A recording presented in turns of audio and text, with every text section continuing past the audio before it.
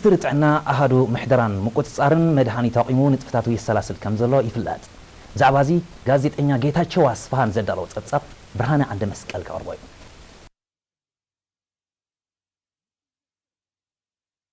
ሚኒስትሪ ጥዕና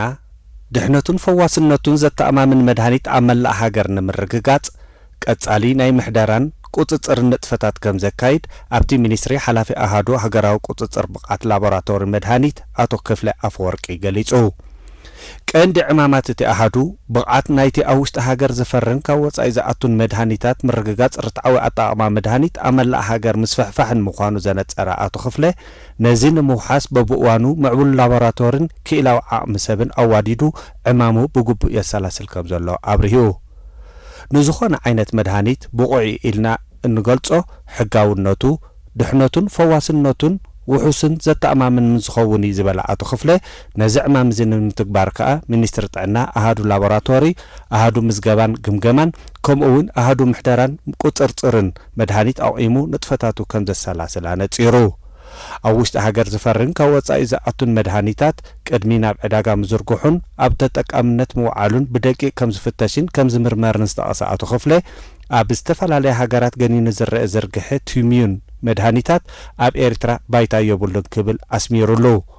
ሓላፊ ኣሃዱ ሃገራዊ ቁጽጽር ብቕዓት ላቦራቶሪ መድሃኒታት ኣቶ ክፍለ ኣፈወርቂ ኣመወዳእታ ሓያል ምሕደራን ምቁጽጻርን መድሃኒታትን ተደኣሃልዩ ህዝቢ ኣብ ቱሚዩን መድሃኒታት ነጻ ኮይኑ ጥዕንኡ ዝተሓለወ ከም ዝኸውን ብምንጻር ነዚ ንምርግጋጽ ሓላፍነትን ተሳታፍነትን ኩሎም ዝምልከቶም ኣካላት ወሳኒ ምዃኑ ኣረዲኡ 30 ሚእታዊት ካብቶም ኣብ ዕዳጋታት ኣፍሪቃ ዝቐርቡ መድሃኒታት ቱሚዩን ምዃኑ ዓለማዊ ውድብ ጥዕና ንዝርግሕን ድሕነትን መድሃኒት ኣብ ኣፍሪቃ ኣመልኪቱ ኣብ ዝቐረባ እዋን ኣብ ዘካየዶ መጽናዕቲ ምግላጹ ይፍለጥ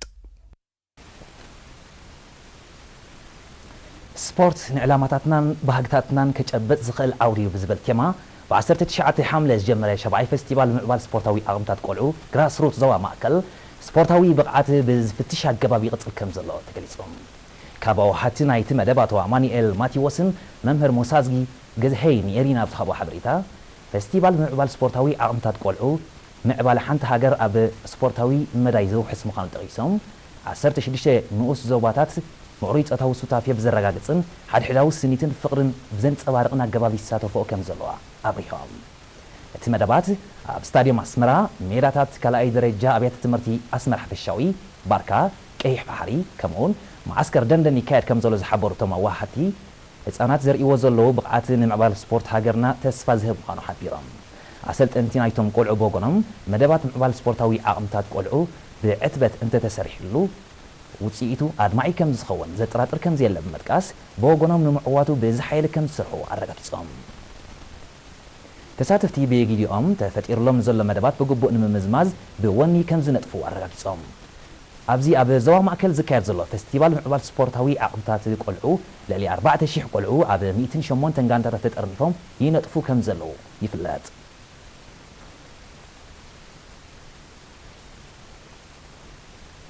ኣብ ዝተፈላለያ ከተማታት ኣሜሪካን ጀርመንን ዝነብሩ ኤርትራውያን ንመሰሰኒ ማዕከን ሕድሪ ሰማዕታት ዝውዕል ልዕሊ 43500 ዶላርን 500 ዩሮን ወፍዮም ብመሰረት ካብ ሚኒስትሪ ዕዮን ሰብኣዊ ድሕነትን ዝበፅሐን ሓበሬታ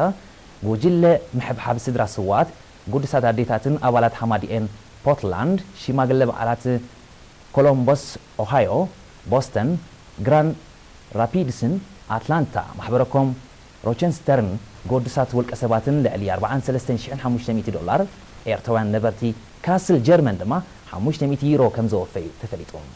እቶም ዜጋታት ኣብ ዝሃቦ ሓበሬታ ስድራ ስዋት ስድራ ነፍሲ ወከፍ ዜጋ እዮም ብምባል ኣበርክቶኦም ንተመሳሳሊ ዕላማ ምዕዋት ሃገራዊ መደባትን ቀጻሊ ምዃኑ ገሊፆም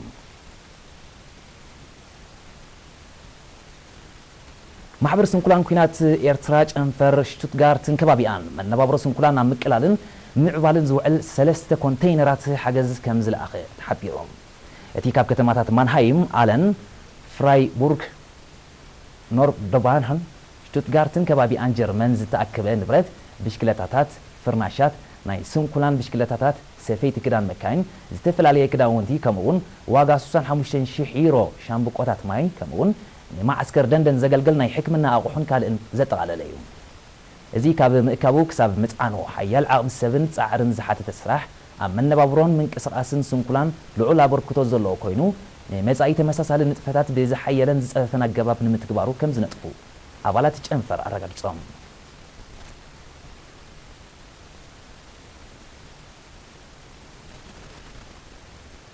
زيناتات وشت هجر رابس تفتح ملو زيناتات وصالح زحت صار مسجاجر كمل سكم